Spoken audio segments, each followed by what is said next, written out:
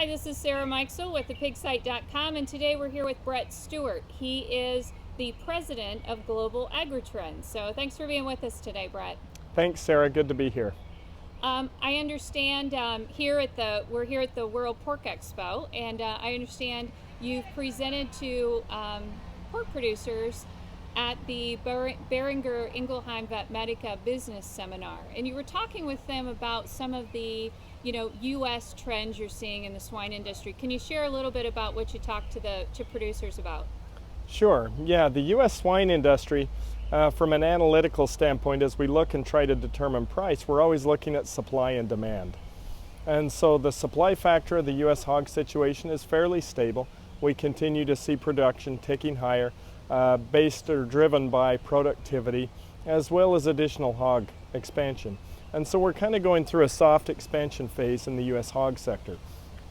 From the demand standpoint, Americans generally eat about 50 pounds of pork per year, 48 to 52. It's a very stable number, probably more stable than supply. And so looking at the current situation, we definitely have some concerns. The plug factor in that equation is exports. So we produce, we eat it domestic, and we export. And so what's going on today, we have now 5 new hog processing plants announced for the U.S. Producers are gearing up to fill those plants and to keep them running. So we're in a spot where in the next 12 to 18 months, we're going to see hog production, pork production, continue to creep higher here in the U.S. That's a little bit concerning. We know what U.S. consumers will eat, and so the linchpin to this hog market becomes exports. Exports will be the critical driver of this hog market as we close out 2016 and move into 2017.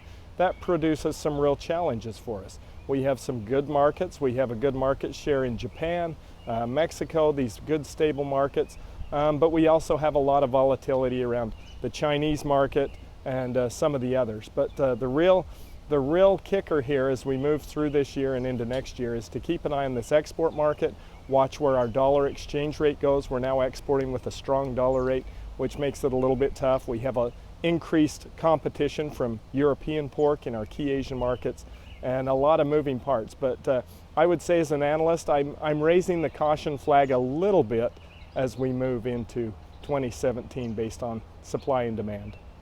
Very good. And when you think about, that one, you talked about exports. What comes next? What's the other thing that producers should really be aware of?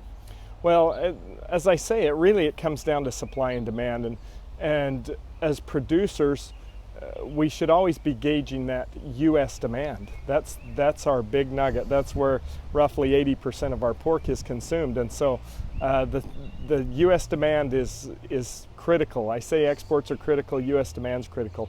We've seen a good jump in the hog markets as we moved into this summer demand period. As soon as the weather gets good, we see grilling pick up, we see baseball season start, and brats get eaten, and we've had a nice kick in the market here.